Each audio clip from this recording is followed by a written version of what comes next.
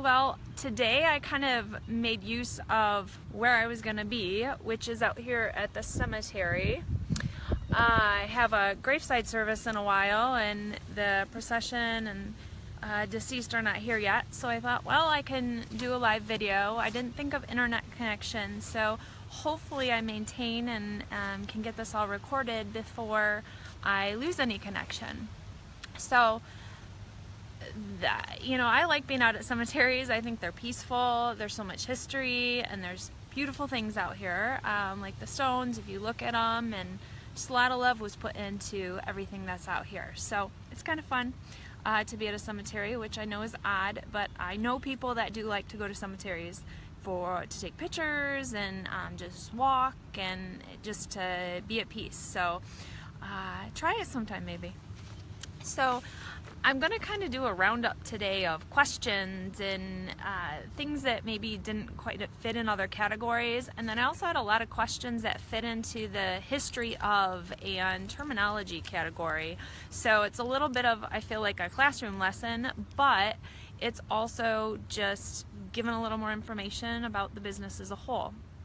So I'm going to start with that, and then I'll end with questions.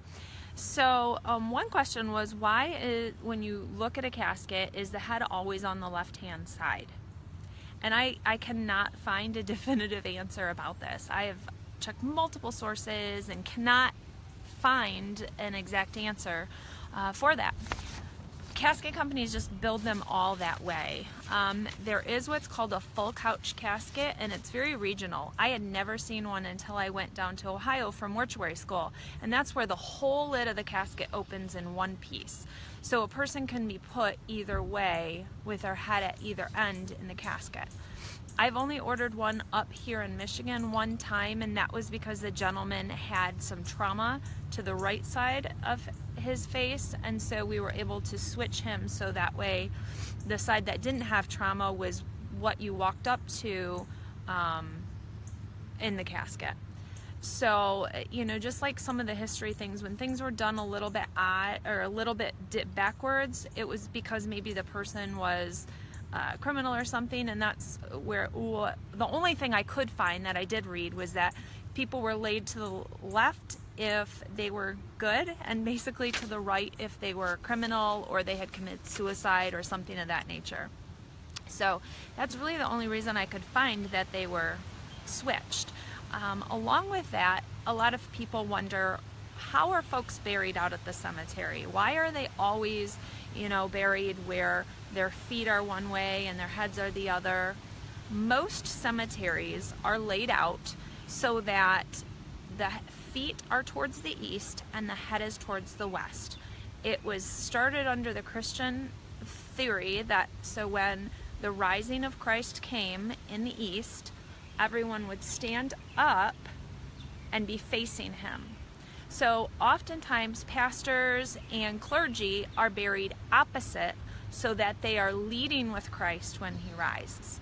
So that's kind of the premise. But then you also have cemeteries that are north-south facing, and so they just pick a direction. So everyone's kind of in the same, facing the same way. Why did coffins fall out of favor? So any box in which the dead are buried is a coffin, no matter the shape, no matter the style. So by definition, that's what it is. A lot of people will define coffin as the multiple-sided, more than four-sided box for a deceased, whereas in a casket is the four-sided, as we see here in America for the most part, box for a deceased. So I think more out of manufacturing and cost, that the casket style, the rectangle box shape is what became more popular. It was easier to build, easier to manufacture, whereas a coffin takes a lot more skill, a lot more craftsmen, and it's typically made out of wood. So if you go to Europe and kind of more old school areas, that's what they still use, is the coffin shape per se. And then I already talked about the full versus the half couch of the casket coffin. So laws about processions. So processions are one of those things, they just have been around for forever. They started with the Egyptians, where when somebody died, they were carried in a procession, rather sometimes just one or two people, or a lot of pomp and circumstance. And that was what kind of defined your social, you know, where you stood on the social ladder, was how big your procession was. Was there musicians? Was there ornate plumes? Were there all these other things? And that's kind of what defined you in life, is how your procession was in death. In about the 200s is when Christians started doing the procession more for ceremony, to celebrate the new life that you were going to enter into. So it was more of a celebratory moment and a celebratory ritual in the whole funeral practice. Then later on, the hearse became part of it, and they originally were horse-drawn carriages as the hearse, and then later when vehicles came in, there was limousines, and then there was, you know, different stages of what the hearse looks like now. Now it's either the long, what most people define as a hearse, or some funeral homes even are switching over to minivans that have the decals on the back panel window, just because they can take those off and they can travel with the deceased a little more undercover, so to speak, if there's a long travel that they have to do, like to another state or something. Motorcade is also in that procession definition, and a motorcade is typically for like someone of stately funeral, something like that, but also people use it just for any funeral that has a police presence at it, where the police are escorting the body to the cemetery. So when we were in Minnesota, it was very common to have police on motorcycles, especially in the highway system there. And so my mother's family's from there, and we'd go back for funerals. And when we were little, and even a couple years ago, it was kind of awesome to watch these guys, because they were insane on their motorcycles, cutting people off and zigging in and out of traffic to try and get that procession where it needed to be. And I've not seen anything like that in Michigan to that extent. So now, a little bit about procession laws, and this is Michigan law, just speaking. So it is a ticketable infraction. So if you interfere with a procession, if you get in the middle of a procession, you can get a ticket. And I've had somebody do that once, and the kid, it was a kid, and he literally nosed in. It was either get hit or he was getting in the procession, and it was a few cars behind me. I was driving the lead vehicle, and he ended up getting a ticket because the people that he cut in front of called the police and told him, and they gave the kid a ticket. And his mom called me and was just so upset because I had given her son a ticket, and I said, I didn't give your son a ticket. She said, can't you just take it back? He didn't know. I said, yes, he knew. And you know, there was nothing I could do. But it's one of those things, they don't really teach that in traffic school or in driver's training. I never learned a thing about how to treat a procession or about what the rules were with processions until I actually was a funeral director.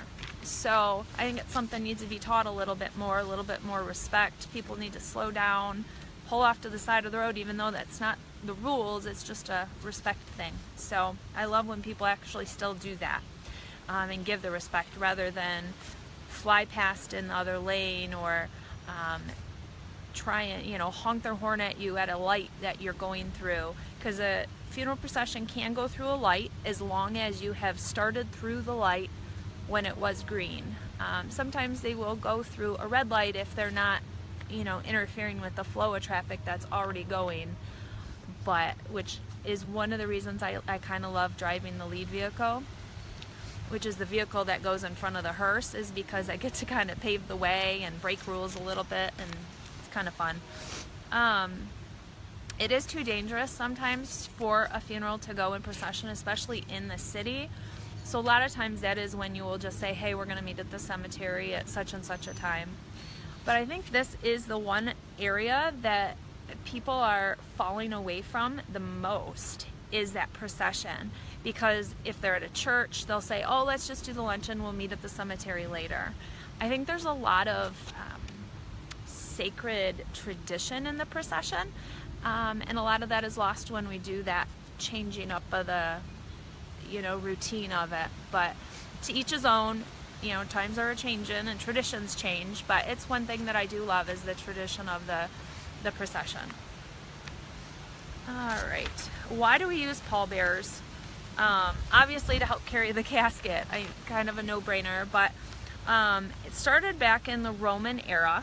The Romans wore cloaks that were called palladiums, and when they would die, they would lay them over the person and take them to where they were going to be buried. So that is actually the initial start of the whole term and the whole use of pallbearers and the word pall.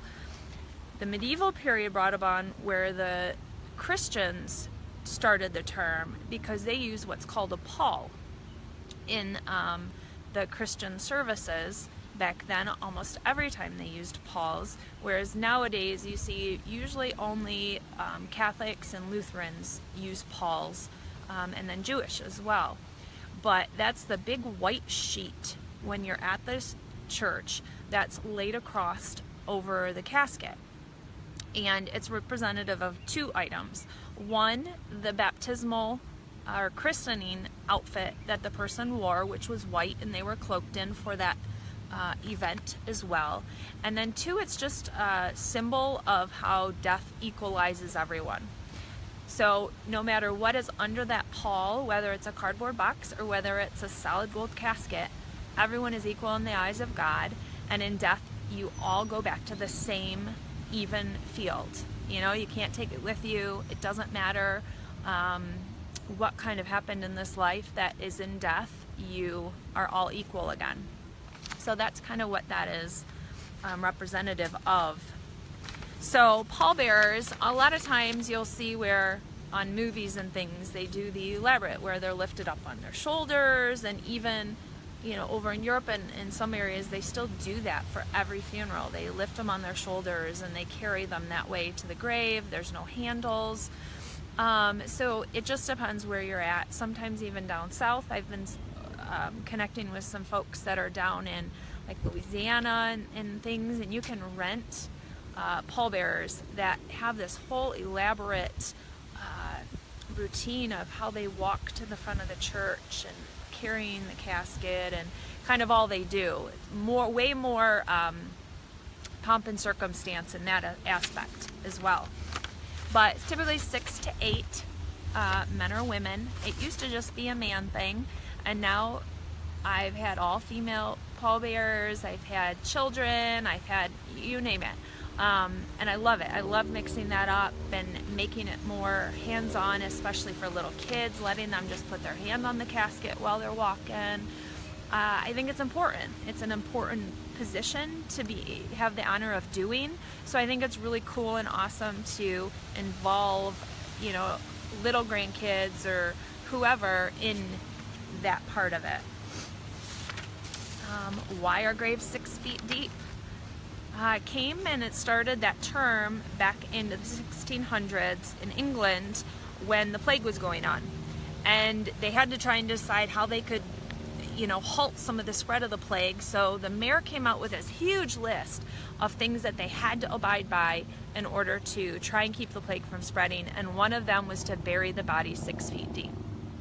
Now, fast forward to today, most cemeteries and most grave diggers only dig about 4 to 5 feet deep.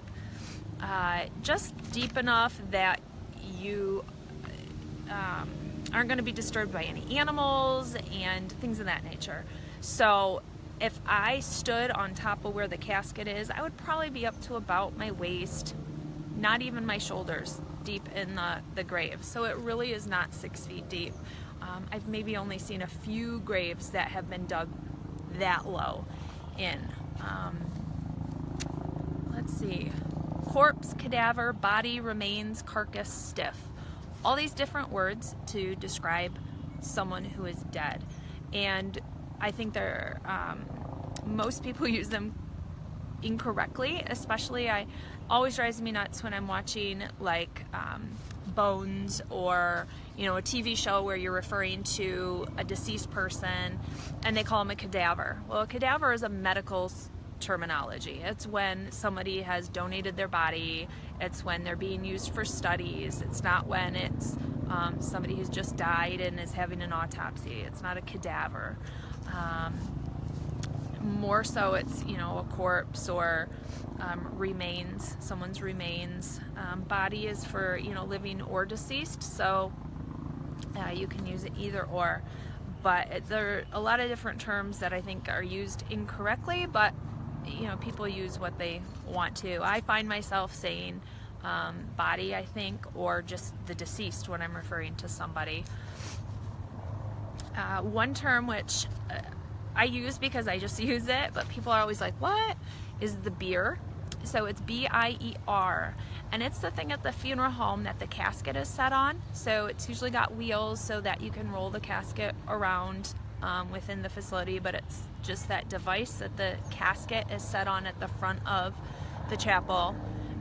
But I'll often say, hey, go get the bier, and if like it's a new person that's working, they're kind of like, what do you want?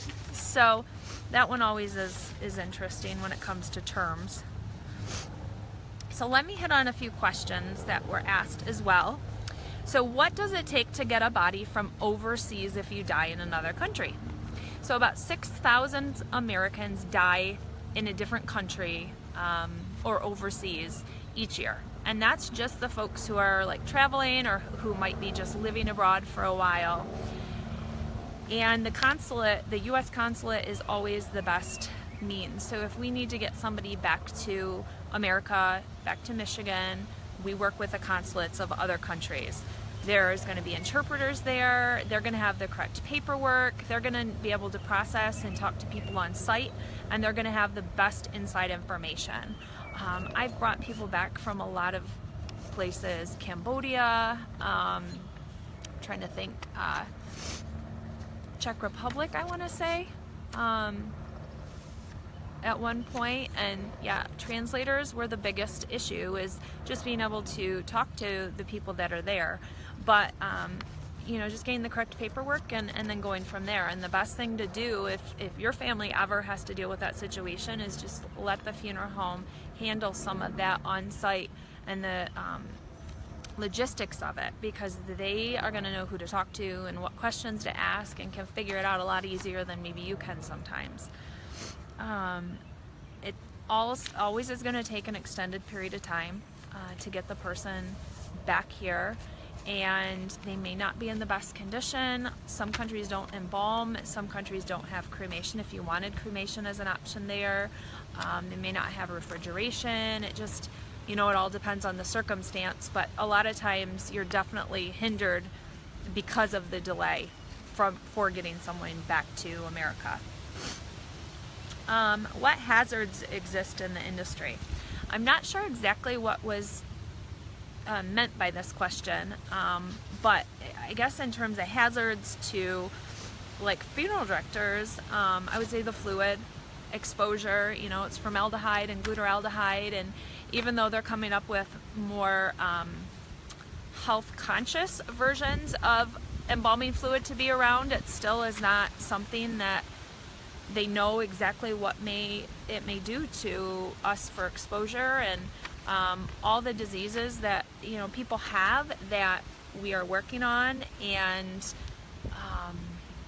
we're exposed to all the time. There's a lot of scary stuff out there. The scary used to be AIDS, but there's now Creutzfeldt-Jakob's disease, which is a brain disease, and it's highly, highly contagious, and it terrifies most funeral directors if you ask them, just because of how contagious it is, and you can't really protect against it in a lot of instances. But I think that is the biggest. And then just funeral procession, trying to get in travel in funeral processions and people not paying attention. I remember back to a story my mom told me when she was working in the funeral home. We had a on-duty police officer had been killed. He had been hit on the side of the road while he was at a traffic stop, And during his funeral, they were taking him for burial, and he had the hearse and all the vehicles. They had police cars all around and things, and they're going down the highway, and police, you know, with the lights on, and people are passing them and just doing whatever. And the comment was that his dad said, no wonder he was killed. You know, you've got all this presence around, you know, just transporting him now, and nobody's pulling over, nobody's paying attention. So it's that kind of, you know, hazard that also is a little scary, is not knowing what you're going to encounter when you're going out on the roads and things. Someone asked about the last radio call. They've heard about this, but they don't know exactly what it is. So when a fireman or police officer, or I've also had it for like an EMT, dies, there's what's called a last radio call. And it's probably the one thing that chokes me up at funerals pretty consistently, because I've heard taps so many times. I've only heard radio calls a few times, and they're so moving. So at the end of the funeral, what happens is you get it over the speaker somehow, and the dispatch will call in a last call for that person. So it may, you know, it can sound in a lot of different ways, however they want to do it, but you know, they may say, calling number 54, calling number 54, no answer, number 54 is out of service, goodbye friend, sounding off, or something of that nature. So they try and call the person on their radio however they would a couple times. They say there's no answer, and they basically put that number out of service or put that call out of service. They may say, Sergeant so-and-so, you know, goodbye, or give the time, or something like that. But it's, yeah, it gets you right and chokes you up in the throat. And but service calls of service members are always a little more moving, I think, because there's so much more to them, and they're pretty cool to be a part of and to witness, just because of the camaraderie and everything. You know, firemen funerals, you'll oftentimes have, they'll bring out the ladder trucks and they'll cross them across the road, so then when you drive to the cemetery, you drive under that crossed over ladder, and there'll be a flag hanging down, and it's just kind of it's an awesome thing to be a part of as a funeral director. So, and a lot of times you, just like with processions, you get a lot of different things now where, you know, putting them on. I've talked about putting the casket on the wagon for the procession, and for firemen, a lot of times we'll put the casket up on one of the trucks to go to the cemetery. So motorcyclists, there's a motorcycle hearse that can be rented and used. So there's all different things you can do and use for those. Funeral homes in the news. So I've been asked about some of the funeral home stories that have been in the news lately, whether you've seen these or not. I'm not sure. There was a veteran laid out without a casket.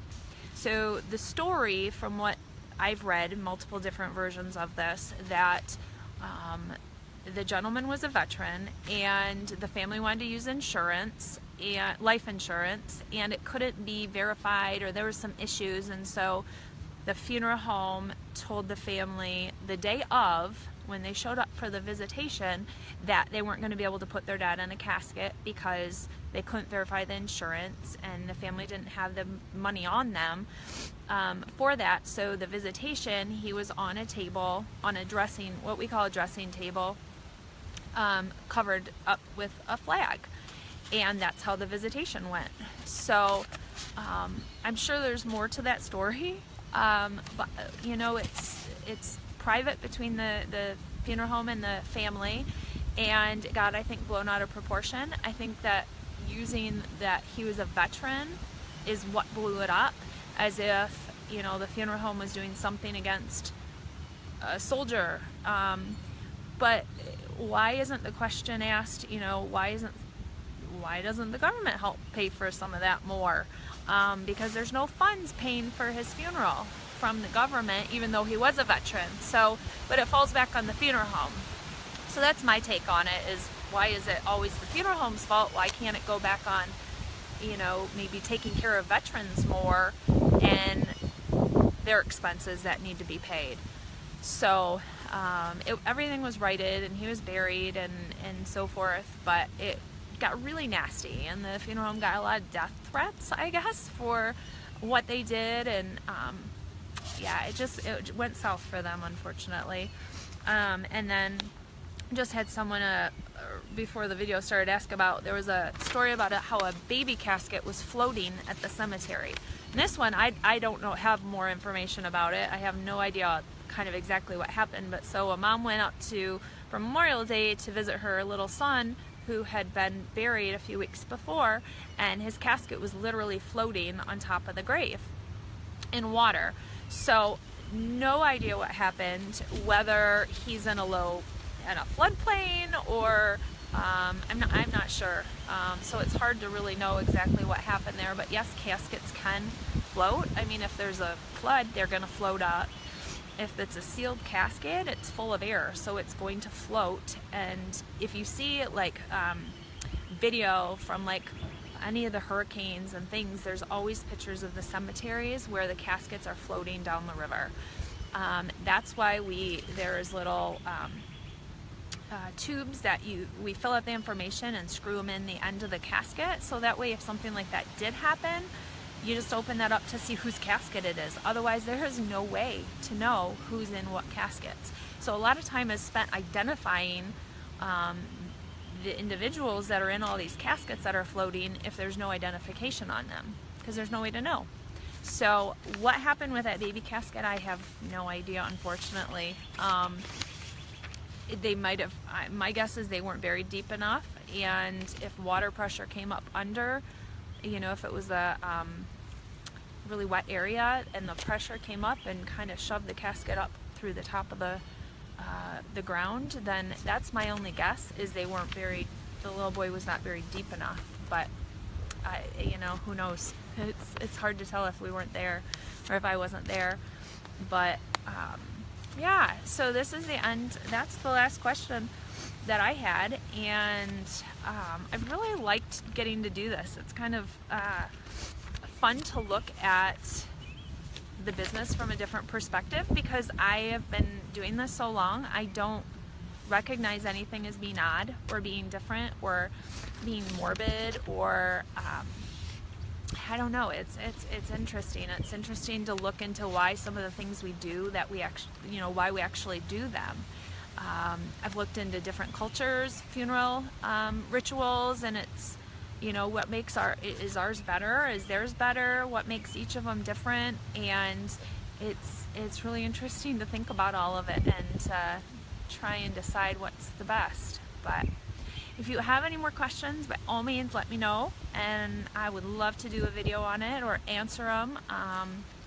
I may do, if the grave is set up here, I may just do a little quick you know, peek down in the hole and tour the grave and look at the vault hands-on, since we've talked about that and we have the opportunity right now. But yeah, so thanks so much everybody, and I will see you soon.